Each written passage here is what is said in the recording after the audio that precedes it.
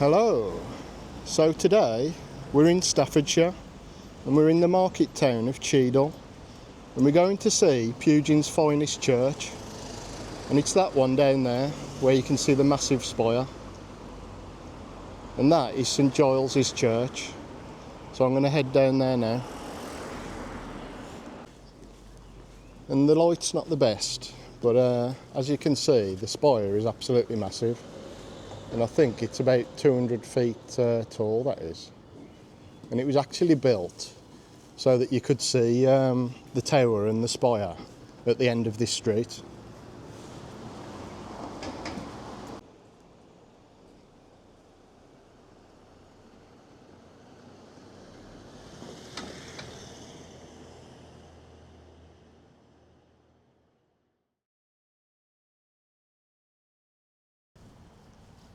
I don't think we'll go in straight away.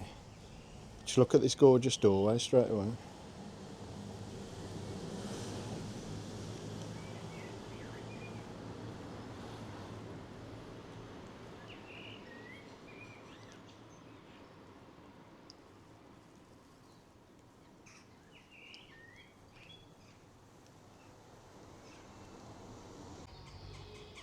This is a Grade 1 listed Gothic Revival church, and it was designed by Augustus Welby Northmore Pugin and built between 1841 and 1846.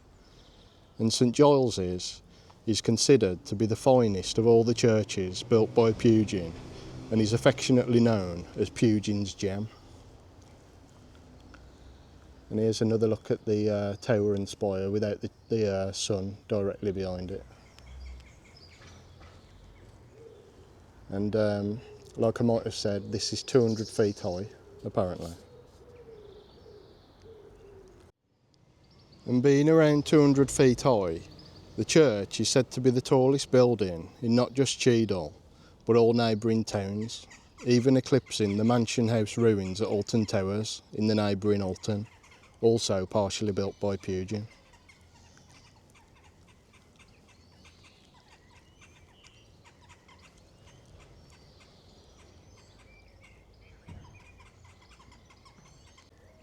It was funded by the Catholic 16th Earl of Shrewsbury, John Talbot, and the Earl was zealous in promoting the Catholic cause following the 1829 Emancipation Act. And it was he who first brought Pugin to North Staffordshire, initially as an architect and interior designer at Alton Towers.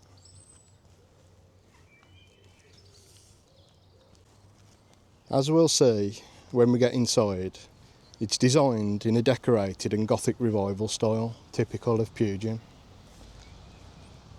And it sits right in the middle of this town of Cheadle.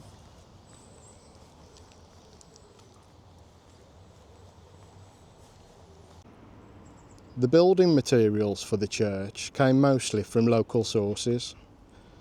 Oak and elm was brought from Lord Shrewsbury's Alton estate, and a new quarry for sandstone was opened at Counslow Hill between Cheadle and Alton. From there came the stone for both St Giles and for buildings in Alton village.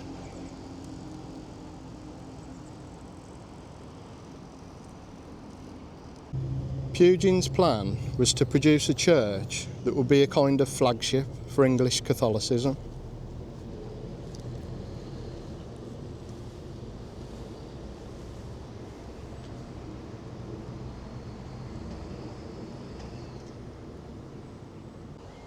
The elaborate opening ceremony in 1846 of a building of such romantic artistry caused a huge stir in a town where most would have worked in mines or in mills.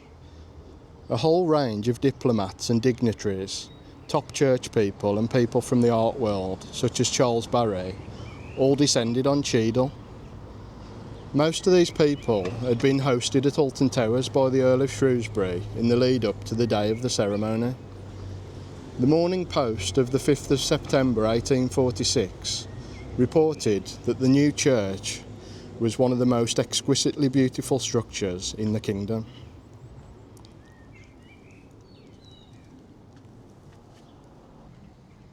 Okay, so let's try and have a look inside, if we can find out which door it is. Okay, so I believe this is the door we need to use, and apparently the door is quite stiff, so it says give it a good push, and it could be a little bit dark when we first go in, so we might have to put some money in the meter apparently.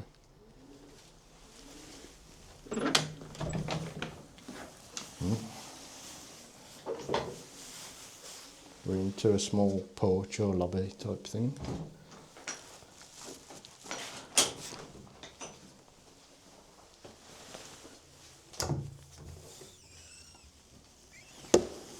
And we're in.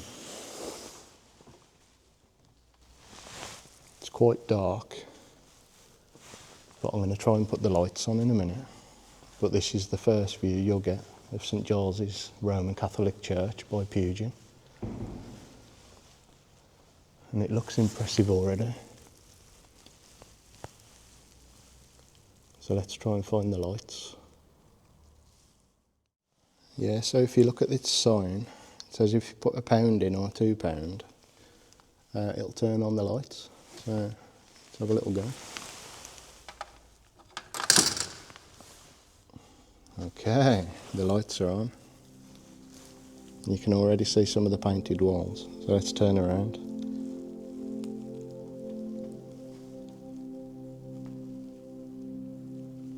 Wow.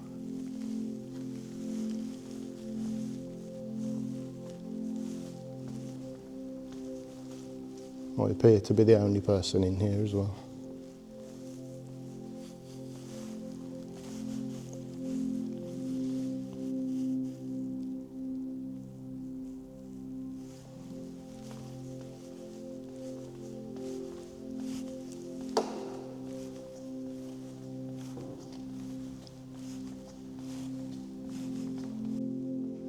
So, almost all of the furniture and fittings were actually designed by Pugin, and almost every inch of the interior is highly and intricately decorated and glows with gilding.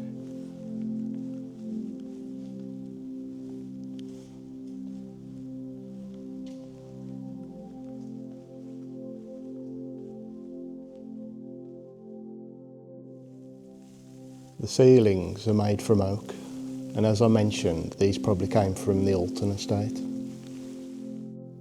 And the ceilings are also intricately decorated, and I'll try and get some photos while I'm here, and I'll put them up at some point, probably at the end of the video.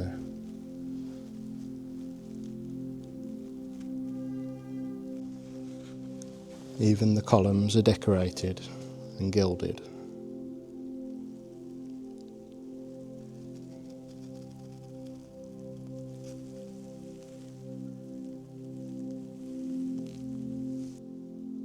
In the nave, the tiling is from Wedgwood,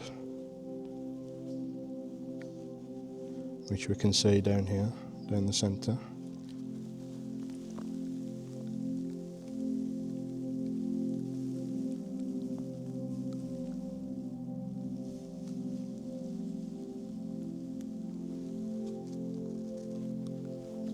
And also underneath the pews. And down the sides.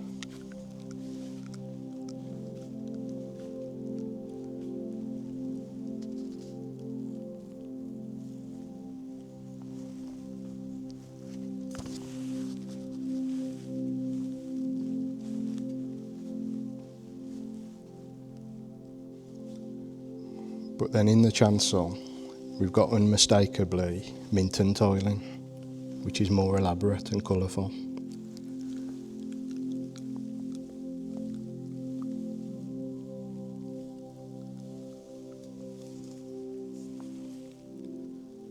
And Minton was Pugin's favourite tile manufacturer to use. And it comes as no surprise that he also used a lot of Minton tiles at Alton Towers.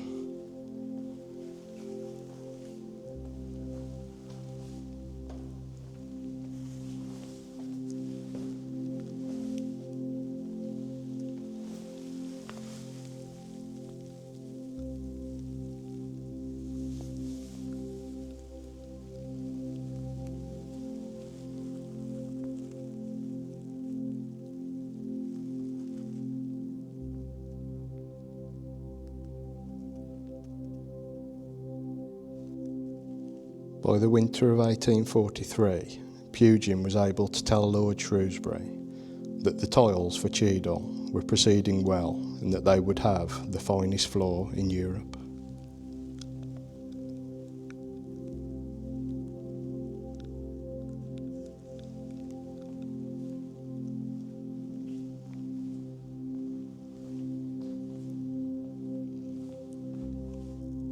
The tiles for the chancel and the chapel of the Blessed Sacrament were both rich and expensive.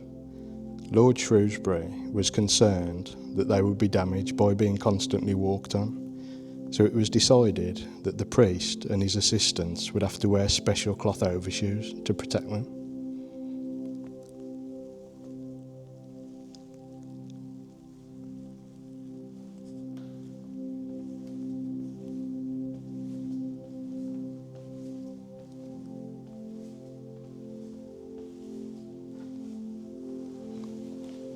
And as you can see, they're still in a really, really good condition.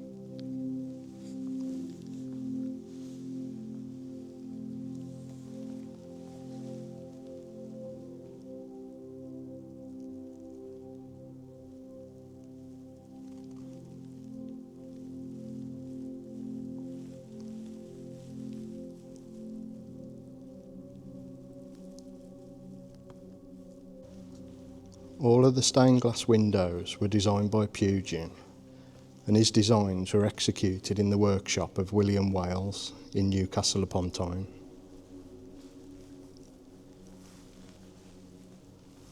And they're all quite exquisite.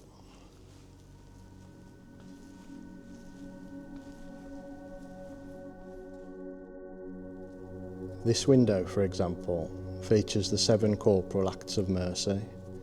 In the top left you have the clothing of the naked, then you have visiting prisoners, then giving drink to the thirsty, sheltering the homeless, feeding the hungry, and then visiting the sick and burying the dead.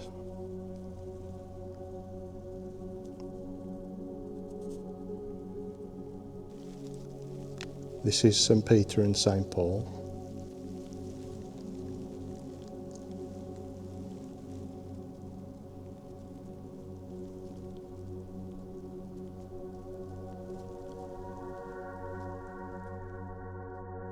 I think that's the Virgin Mary window over there.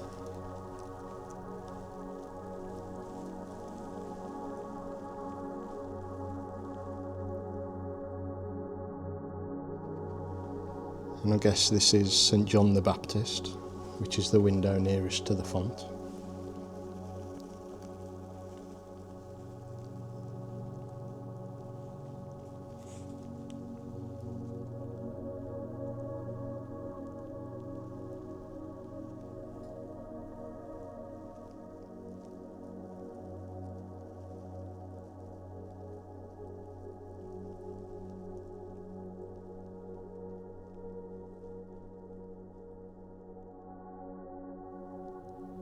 And this beautiful piece of work in front of us now is called a rood screen.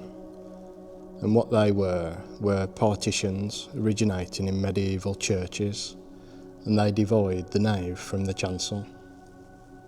And they're more or less open tracery constructed of wood, stone or wrought iron. And they originated as boundary markers, and they were usually topped by a large crucifix, like this one here. And like I said, I will get close-up photos of these things, because they're just gorgeous. And the crucifix seen here was apparently carved in George Moyers' workshop in Lambeth in London. And the painted decoration of the whole piece was partly by the Earl of Shrewsbury's decorator, Thomas Kearns, but the later and more intricate work was by the more skilled London decorators, J.G. Crace, who often worked with Pugin.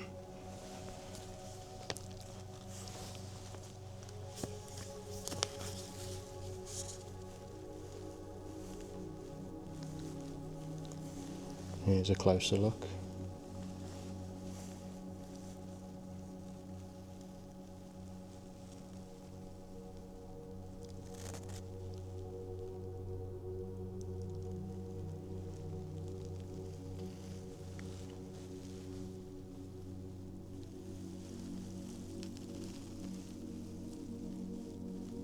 The gilding is absolutely everywhere in this place.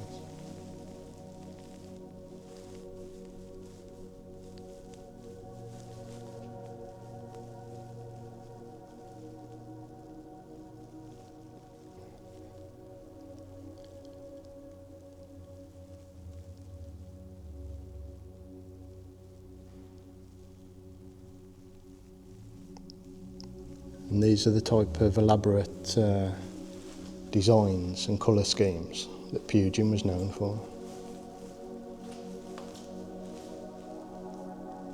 Lovely candelabra, or corona, I think they were called.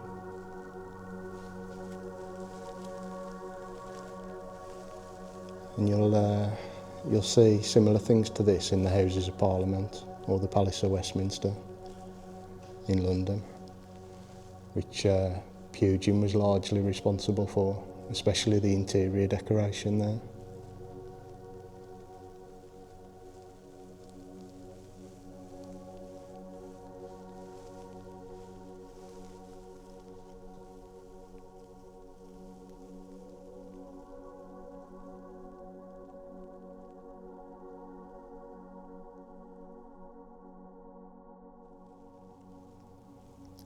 Now at the top, above the big chancel arch there's a painting called The Depiction of Doom, which was a typical medieval feature, and it was later found in other Gothic revival churches. And it was painted on canvas by the Swiss artist Edward Hauser, and it suffered a little from the passage of time. But like I say, we'll get some photos up where the light's not sort of intruding so much, hopefully. And poignantly, a daughter of the Earl of Shrewsbury, who had died in 1840, is included among a group of young women in white robes being welcomed to heaven on the left-hand side. And that was Lady Gwendolen Catherine Talbot, who had died. And like I said, I will try and get some photos up of that.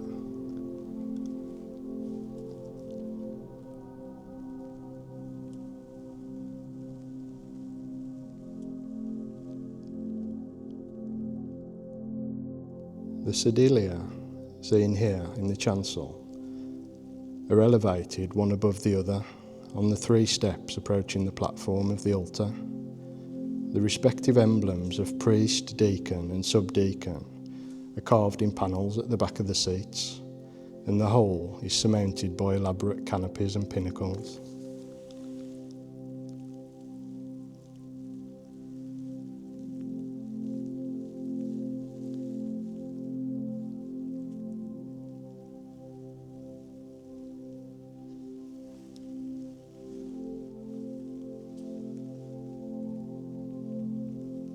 Just see how intricate everything is. And this is why Pugin was known as the god of Gothic.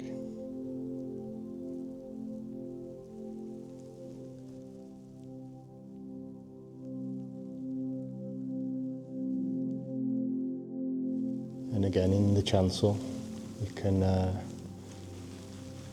see the intricate roof.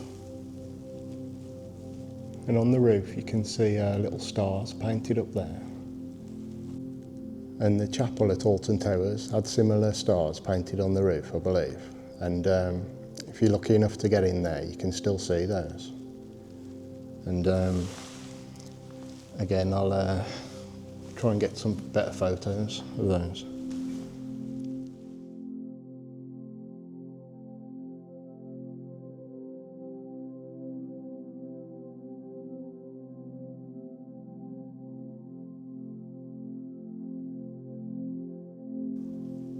And on the other side of the chancel is what's known as the Easter Sepulchre.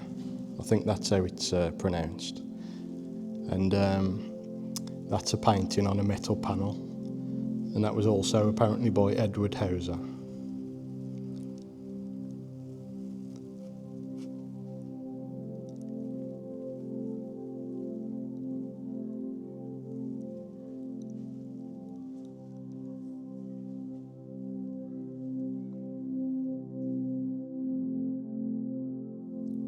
And at the back of the chancel is the high altar and reredos, and again I think that's how it's pronounced. And this intricate sculptural work was apparently by Thomas Roddice, a stonemason from Sutton Coldfield, who moved to Cheadle and whom Pugin called a faithful and laborious man.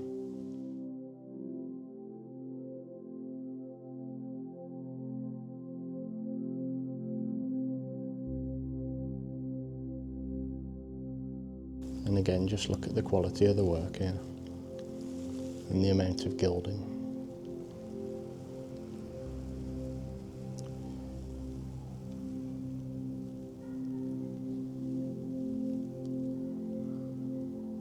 It's no wonder that this is known as Pugin's gem.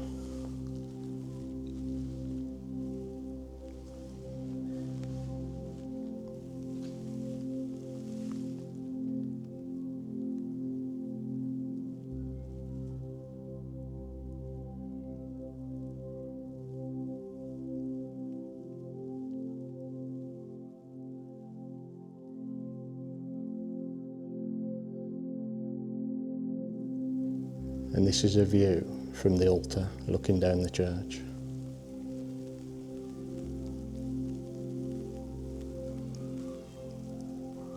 It really is a stunning place to come and have a look at.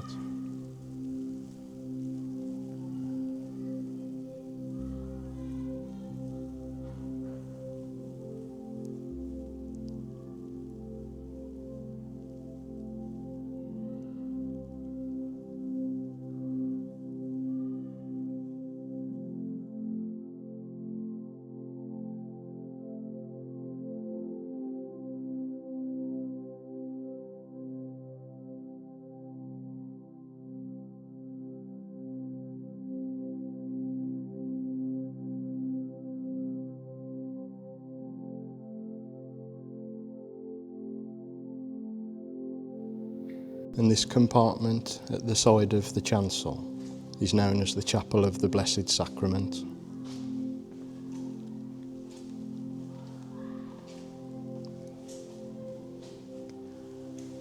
And it's divided from the south aisle by a stone arch and an open screen of wrought brass. Like other metalwork in the church, it was executed by Hardmans of Birmingham, and it was Hardmans who also produced the great banqueting hall window at Alton Towers. So they were skilled in different forms of work.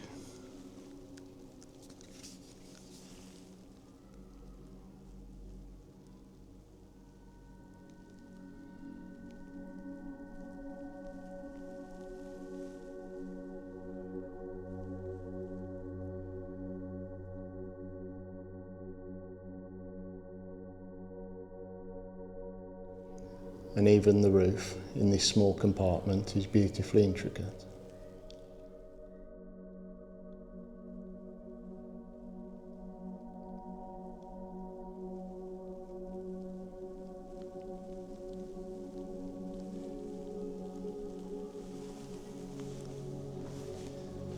I mean, you do hear some people say that such a high level of decoration like this is a bit too much for them. And I can see where they're coming from to an extent, but I personally love it, I do. I think Gothic architecture and Gothic revival is my favourite type of architecture. And I think it's what actually got me into being interested in buildings and architecture actually. It was also apparently Thomas Roddice who carved this pulpit here out of one piece of local stone. I mean, that is a serious level of work, to carve that out of one piece of stone.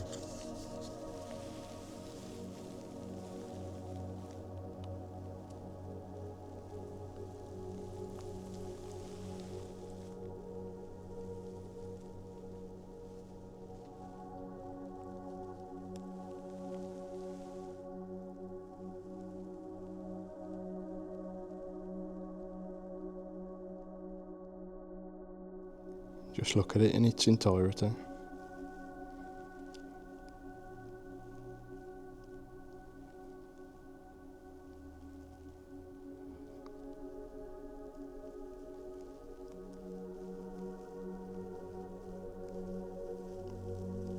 then we got this gorgeous piece of work at the back as well.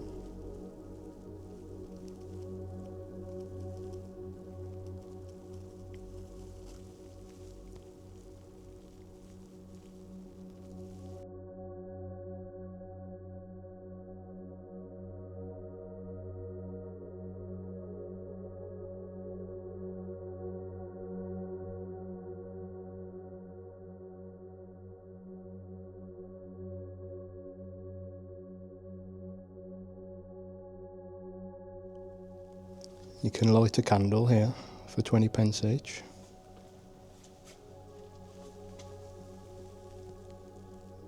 So I'll put my 20p in here. And I've already put about £8 in the light meter anyway, so there we go. One candle lit. Okay, so let's go and have a look at the font in the corner.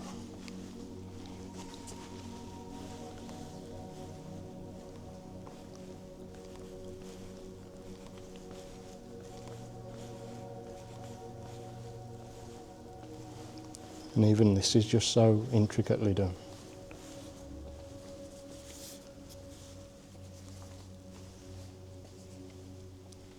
So this is the font that we briefly saw earlier.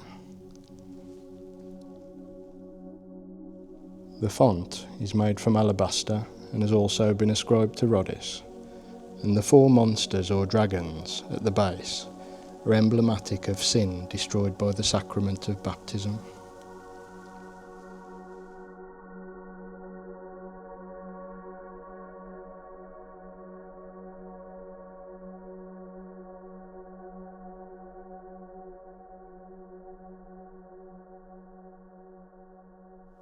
The fantastic font cover is made from oak and forms a central canopy supported by 8 flying buttresses and pinnacles and surmounted by a finial.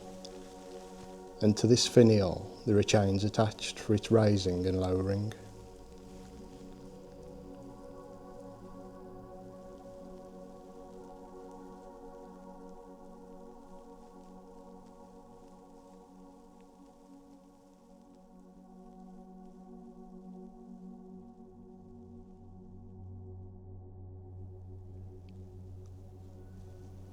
This is a panoramic view from when you've just walked inside the door.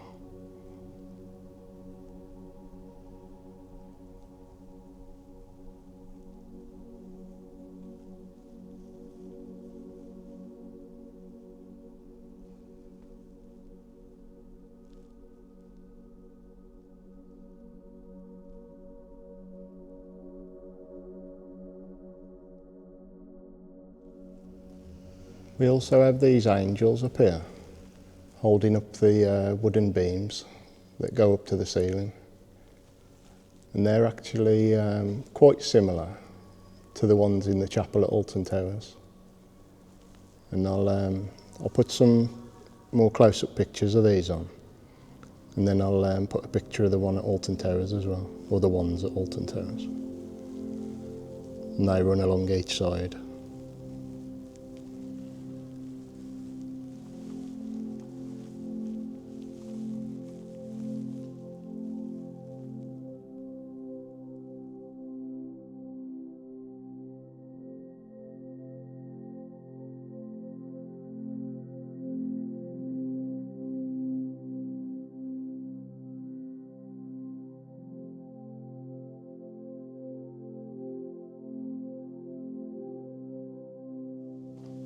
Okay, let's go outside. Okay, so that was Pugin's gem, St Giles Church, Cheadle, Staffordshire. So if you're ever in the area, definitely come and have a look at this, and put £1 or 2 in the meter to get the light on. But yeah, thanks a lot for watching as usual. I always appreciate it, and I shall see you next time. Thanks a lot.